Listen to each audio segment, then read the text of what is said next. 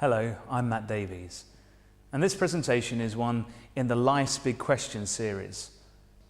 And in this presentation, we want to look at some accurate long-term prophecies. This is part of investigating the overall question, is the Bible a message from a God I can't see? We want to show you that the Bible predicts the long-term future of several nations and cities. Now, this makes it unique amongst religious texts. And the very fact that the Bible does this, and does it so accurately, is evidence that it is from a power far greater than ourselves. Now, when we look at Bible predictions, we are going to see that they are firstly clear and precise.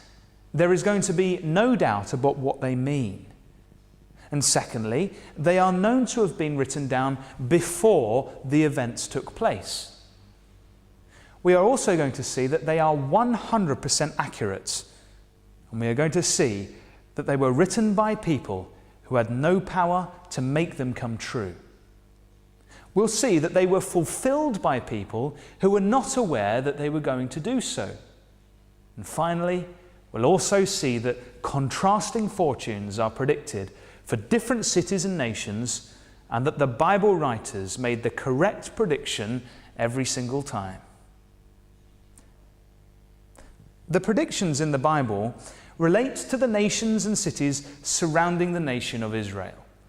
And in this presentation, we'll look at several fascinating predictions. We'll look first at Egypt, then at another of Israel's lesser-known neighbours, Edom. And finally, we'll see how the Bible prophet Daniel predicted that successive superpowers would lead to the nations of modern Europe. I'll now hand over to Karam Ram in our conference room, who will start by looking at the remarkable predictions about Egypt. Thank you, Matt. When Egypt is mentioned, most of us think of the pyramids. Tourists visit Egypt to look at the ruins of magnificent temples found there. These monuments are all reminders of Egypt's very long history and considerable greatness. The majority of ruins date back thousands of years. They come from a time when Egypt was ruled by the famous pharaohs. Encyclopedia Britannica talks about an almost unbroken line of native rulers that lasted nearly 3,000 years. Some of these native rulers built the famous pyramids. This is the Great Pyramid of Giza, built by a pharaoh who reigned around 4,500 years ago. Toward the end of this long line of native rulers, the Bible prophet Ezekiel made the bold prediction, "There shall no longer be princes from the land of Egypt." Ezekiel predicted that Egypt would not have any more Egyptian royal rulers. This was a daring prediction after almost 3,000 years of rule by Egyptian pharaohs. Visitors to Egypt these days see many reminders of how right Ezekiel was. There's a lot of visible evidence of these successive non-Egyptian rulers. This temple in the Luxor temple complex dates from the time of the Greeks. Next came the Romans. These ruins of a Roman amphitheatre are in Alexandria. The Muslim Arabs followed. One of their mosques is built into the ruins of the famous Luxor temple. Other mosques remind us of other foreign rulers. The Hassan Mosque in Cairo was built in the style of the Mamluks. They ruled Egypt for over 200 years. Mamluks were Muslim slave soldiers whose influence and power grew until they became the main military power. The Ottoman Turks then ruled Egypt for almost 300 years. The Alabaster Mosque in Cairo was built in their style. The Ottomans divided Egypt into 24 provinces. The Mamluks, meantime, were still very influential, and each province was ruled by a Mamluk known as a bey. The Alabaster Mosque was actually built by Muhammad Ali, an Albanian who established himself as Egypt's ruler in 1805. During his dynasty, the British had considerable influence in Egypt. This mosque in Cairo is dedicated to President Nasser, who overthrew Muhammad Ali's dynasty in 1952. Encyclopaedia Britannica makes the observation that Nasser emerged as the first native Egyptian ruler in more than 2,000 years.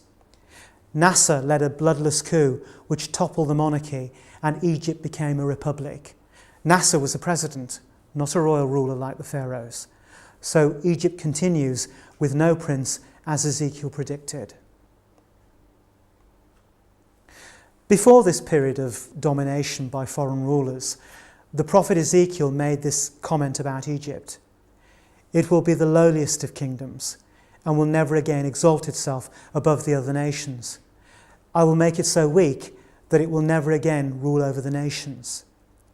Egypt has declined from its previous dominant position in world politics.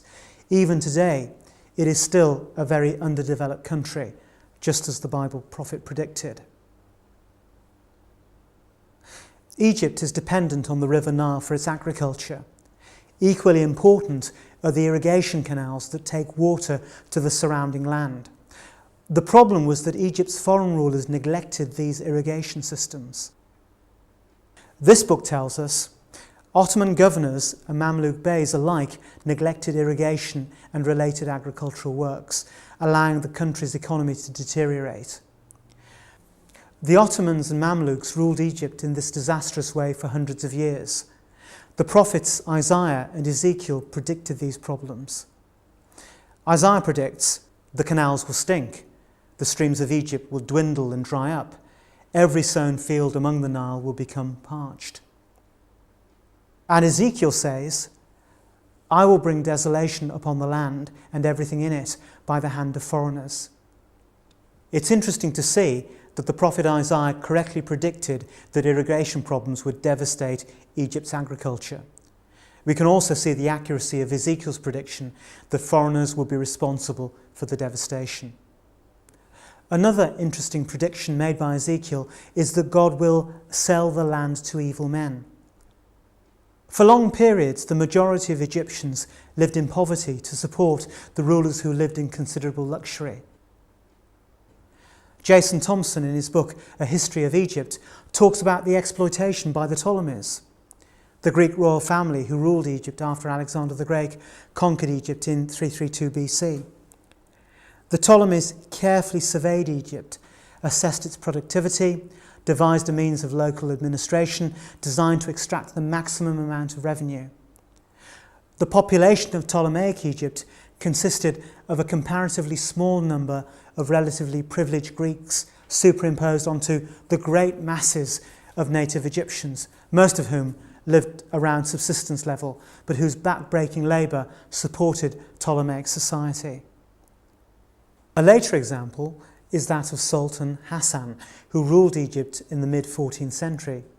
He showed he had no feelings for the Egyptian people by building this magnificent mosque just after people had died in vast numbers from the Black Death plague which struck in 1347. He financed the building from death duties and by confiscating the estates of people who died without heirs. He spared no expense, making the mosque as grandiose as he could. This is just one more case of the rulers treating the Egyptians badly. Even though Egypt is now ruled by Egyptians, the same problem still persists. The contrast between rich and poor in Egypt is very obvious to anyone visiting the country today. Some areas of Cairo are very modern and have very comfortable hotels for the tourists. The vast majority of people live in very poor housing. They eke out a peasant-like existence working the land. Modern roads are used by both modern and ancient forms of transport. We can see that Ezekiel's prediction that Egypt would be treated badly by its rulers has been fulfilled all down history and is still true today. There's another remarkable prophecy about the Egyptians made by the prophet Ezekiel. This is what the Lord says, their cities will lie among ruined cities. No words can be more appropriate to Egypt. There are countless ruins between the modern cities. Most of Egypt's tourism comes from people wanting to visit the remains of ancient cities. The modern city of Luxor is near to the spectacular ruins of ancient Luxor, Karnak and Thebes. The question, where can I find ruins in Egypt, has been asked on the website answers.com. The reply given started, there are ruins almost everywhere. Satellites are now being used to find more ruins. Archaeologists believe they have unearthed only a small fraction of Egypt's ancient ruins. Yet again we can see the accuracy of Bible predictions. Egyptian cities are surrounded by ruins of earlier cities. So to summarise, we've seen that the Bible prophets predicted that Egypt would be ruled by foreigners. These foreign rulers would treat the Egyptians very badly. The prophets predicted that Egypt would continue, but not as a big player in world politics. They also predicted that it would have major irrigation problems and be devastated by foreign rulers. Finally, we saw that Egypt would be a land of ruins. Now let's think about the Egyptian city of Thebes. The site of this ancient Egyptian city is about 800 kilometres south of the Mediterranean, on the eastern bank of the River Nile. At one time, it was the capital city of Egypt. The area has been called the world's greatest open-air museum. Thousands of international tourists come each year to visit its temple ruins. Here are the magnificent ruins of the temple at Karnak, part of the ancient city of Thebes. We can see the past grandeur of the city and its temple from the ruins that we can see today. The size of the people shows the vast scale of the temple. While this enormous temple was still in use, God told the prophet Ezekiel, I will inflict punishment on Thebes and cut off the hordes of Thebes. Thebes will be taken by storm.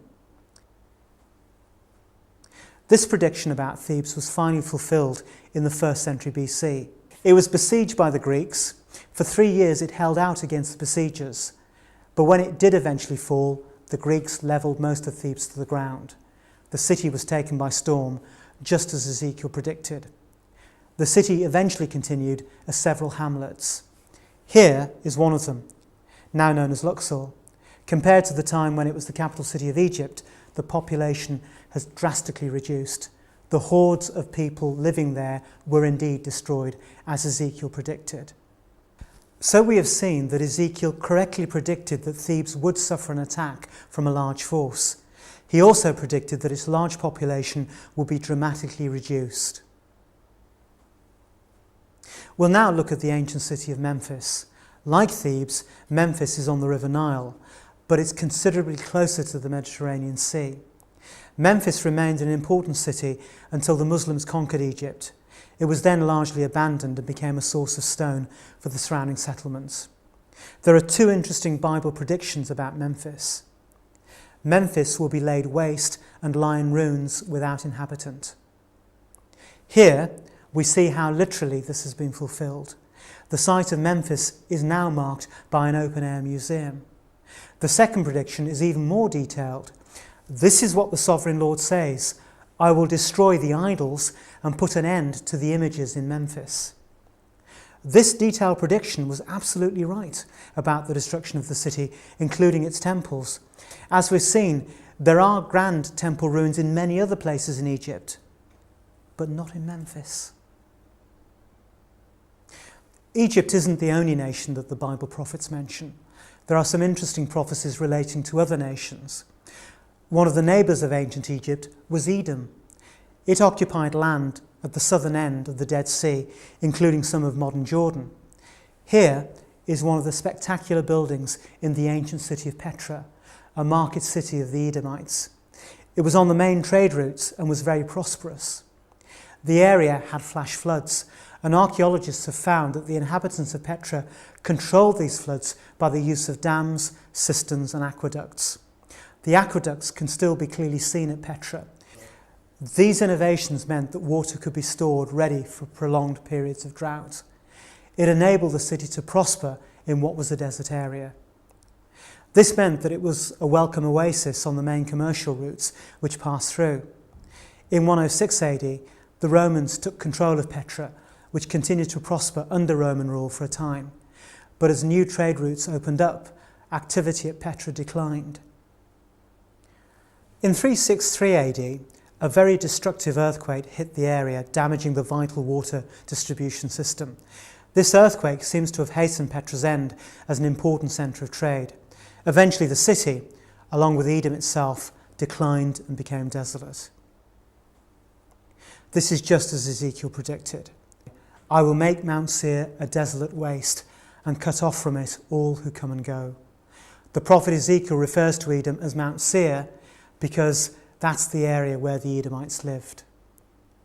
When Petra ceased to be an oasis and the trade routes changed, it was very true that those who come and go were cut off.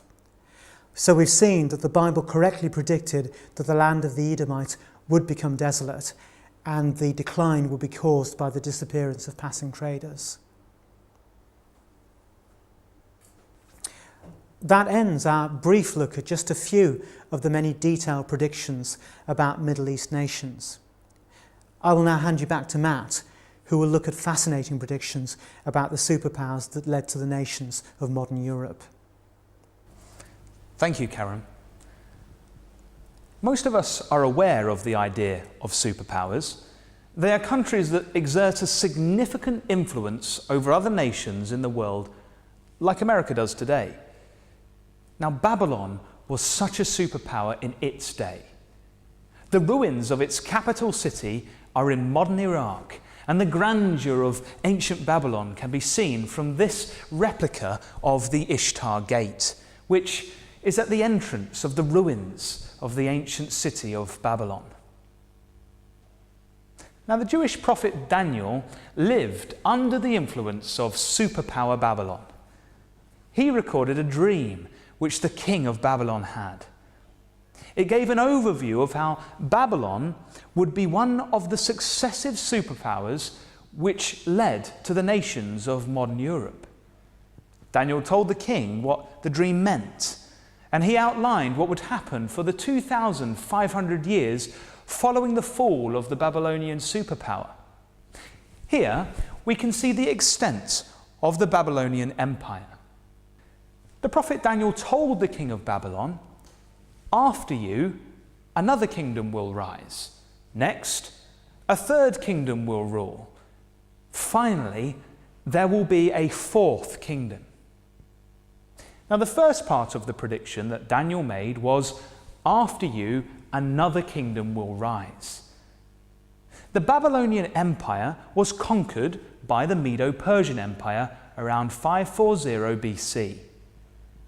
These are the ruins of the city of Persepolis in Iran, which served as the capital of the Persian Empire for several generations, and ruins of a number of colossal buildings exist on the site. The next part of Daniel's prediction was, "Next, a third kingdom will rule." It was in 331 BC that the Medo-Persian Empire was replaced by the Greek Empire, and the famous Greek general Alexander the Great defeated the Persian army. The Parthenon, a temple in Athens, is one reminder of the Greek Empire. The Greeks have had a great influence on our world in many areas. For example, the idea of democracy has its roots in Greek political thought, and Athens was in fact the first city to have a voting system as part of its government.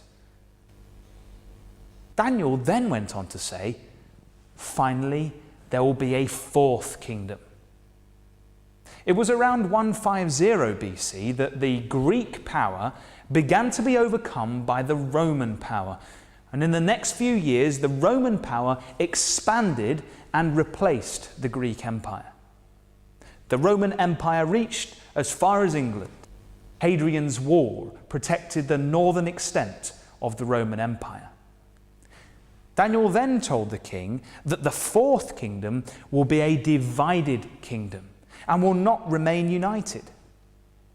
We can see that Daniel was predicting that the fourth superpower would not be conquered by another, but would fall apart and become divided. Now, the Roman Empire split into East and West in AD 395, before being invaded by several tribes. And these invasions caused conflict and division which eventually resulted in the nations of modern Europe today. The flags of the nations of Europe are indeed a reminder of the accuracy of this remarkable prediction made by Daniel. And that ends our look at this fascinating prediction. Let's now reconsider some aspects of these Bible predictions. Firstly, we should check that the predictions were written down before the events took place. Now, historians agree that a Greek translation of the Old Testament, the Septuagint, was made for the great library in Alexandria in the 3rd century BC. It's therefore reasonable to assume that the original manuscripts of the Old Testament were in existence in the 3rd century BC. Now, most of the predictions that we've been looking at were fulfilled after this time, so they must have been fulfilled after they were written down. Secondly, we can see that the majority of the predictions were fulfilled many years, centuries even, after the Bible prophets died. So they themselves had no influence in making the predictions come true.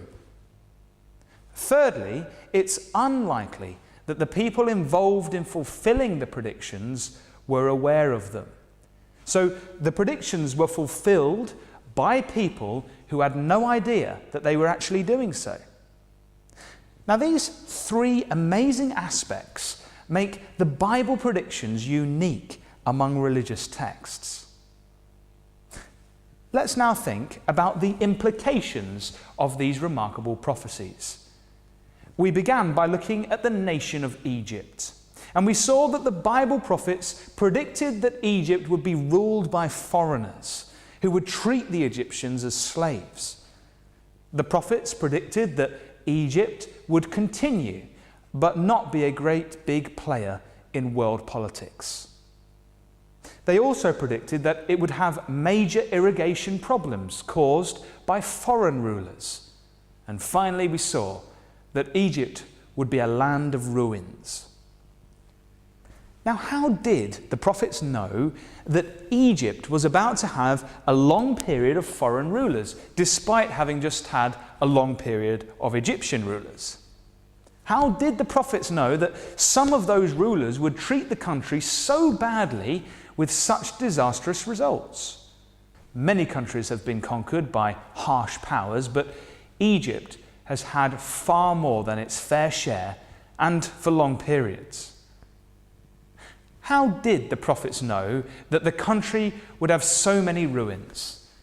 Again, many countries have ruins, but Egypt has far more than its fair share. We then looked at what the Bible prophets said about those two ancient cities of Thebes and Memphis. And we've seen that Thebes would have a violent siege and its large population would be drastically reduced. And by contrast, Memphis would be a total ruin without any population, and there would be no temple remains. Again, we could ask, how did the Bible prophets know which prediction to attach to which city? If the predictions had been reversed, they would have been totally wrong. We've also seen how the Bible predicted contrasting fortunes for Egypt and Edom. Egypt would continue as a weak power, but Edom would decline due to the disappearance of passing traders. Again, if these predictions had been reversed, they would have been totally wrong. In the second part of this presentation, we saw that the Old Testament prophet Daniel predicted that there would be 4 consecutive superpowers, starting with Babylon. These successive superpowers would each overthrow the previous one. And he predicted that the 4th superpower, which was in fact Rome, was not to be conquered by another. Its empire would fragment and become many nations. Now, we've seen that this resulted in the many nations of modern Europe. Now, we could ask, how did Daniel know that there would be 4 consecutive superpowers? Why not 3 or 5 or 7? And how did he know that the fourth would not be followed by a fifth? Furthermore, how did he know that the fourth superpower would fragment? It could have just declined in the same way that Egypt did, for example. Now, in each case, we see the Bible prophets choosing the correct prediction for each situation. Now, politicians would like to know what is going to happen in the world next week, but the Bible prophets made accurate predictions about events hundreds of years ahead of their time. One or two correct predictions could be lucky guesses, but the Bible appears to be getting it right every time. We have only looked as well at one or two predictions in the Bible, and there are many, many more, all equally accurate. And this would seem to imply that there is more than chance and lucky guesses involved. Now, we hope you are beginning to think that there is something special about this book, the Bible. You can find out more information about why the Bible is so special on the Life's Big Questions website, www.life's-big-questions.org. And you can also send for other Life's Big Questions DVD presentations. We'll give you the address at the end. We hope you'll want to look at the evidence in more detail. We also hope you will want to find out more about the message of the Bible and its relevance to you and your future. Thank you for listening.